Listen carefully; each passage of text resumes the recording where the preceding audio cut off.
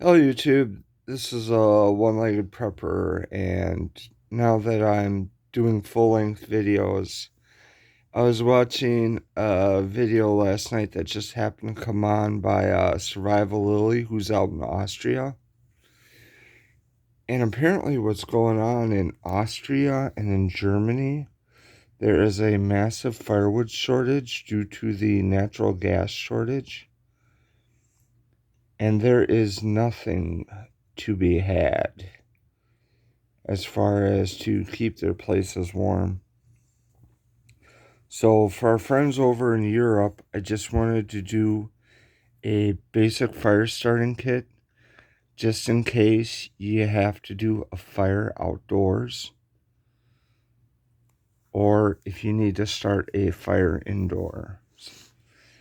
I'm a huge Tinder guy. I'm not talking about the websites. I'm talking about to get a fire going. We've got a one match here that you light on the back of the package, and it works as a huge match. We have paper towel, which can be used to start a fire. We've got a wax coated fire starter here. We've got paper, cardboard, and cotton rag here just in case we need to start a multitude of fires. We have another fire starter which can be used with a match or again more tinder. Candles which can be used to start a fire, more tinder. In here I've got wax treated paper that will burn. Vaseline and cotton balls, the old standby. We got matches. We got 5 times magnifier. We got a piece of sandpaper. Now I know you're wondering why sandpaper. Well, I've been working with the Kid Prepper, and when you're dealing with a ferrocerium rod, you might not be applying the proper amount of force to the ferrocerium rod, and you get these little pits in the ferrocerium rod. So then what you have to do is you have to smooth those out. And in the process of smoothing them out, you need to use a piece of sandpaper. And then, of course, to strike said ferrocerium rods, you've got the big one, which throws many sparks. You got the little one. I always teach newbies on the little one, because if you can start a fire with the little one, you can start a fire with anyone. And of course, I keep a few extra strikers around just in case. The Leatherman, the back of the saw blade on the Leatherman can be used to strike a ferrocerium rod. We have paper matches up there, which can be used to start a fire. It can be used as a fuse to start a fire. If it's windy, you just take a match, lay it sideways in the pack of matches, you light it, get the whole pack going, and that'll get your fire going. I've got 1, 2 lighters. Always have plenty of ways to start a fire.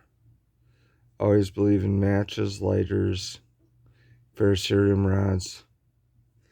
I have a 5-time lens here, which I'm going to shoot a video on its own. But apparently you can start a fire using the sun. At the end of this day, most of these components are burnable.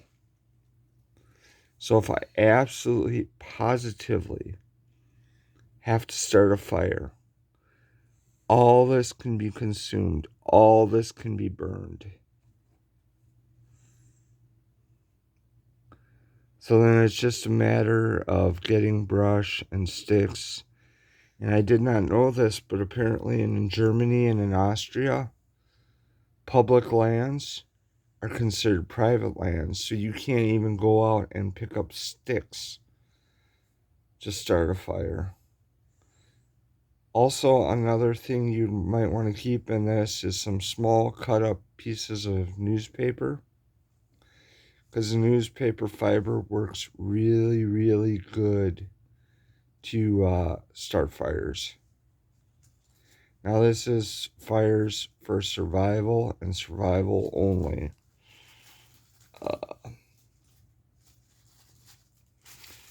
So, could be a very long, cold winter.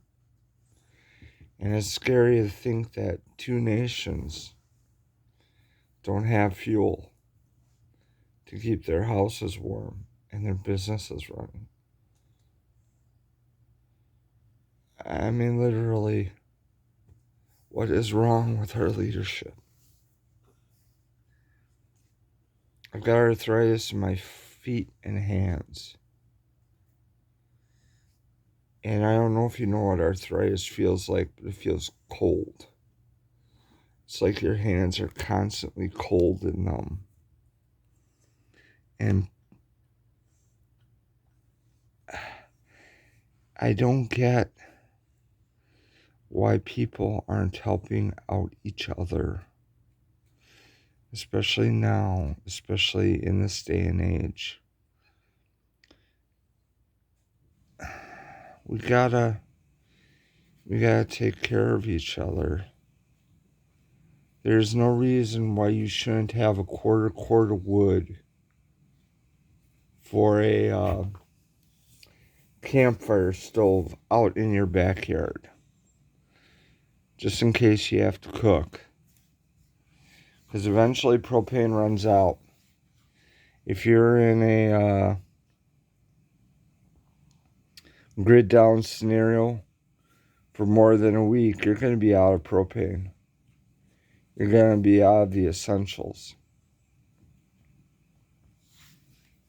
And before I forget about it, another thing you should have in here is windproof, waterproof matches, the big honkers.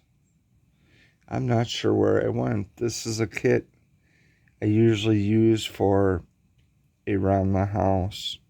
But I do have the big honking matches for to start a fire, the kind that you can hold underwater and stay lit.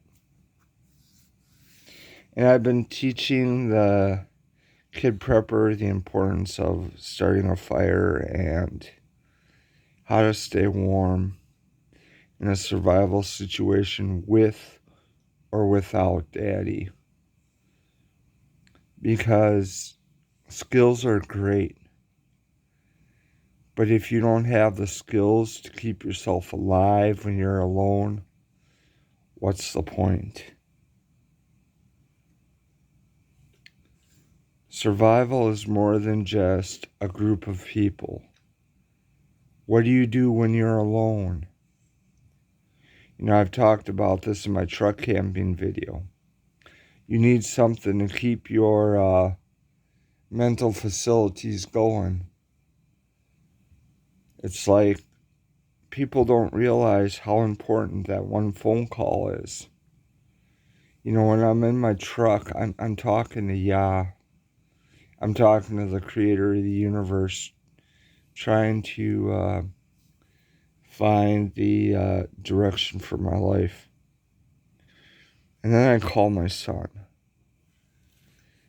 And the 5 minutes that we talk on the phone, you know, we tell each other we love each other, we care, we talk about our days.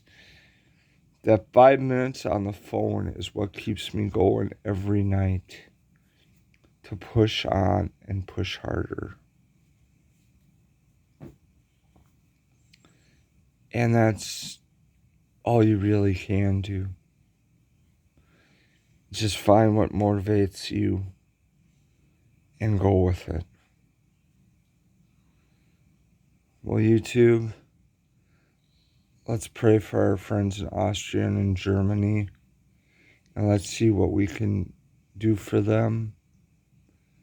I don't know if we can send firewood that far across the world without starting a new Dutch elm disease or something. I don't know.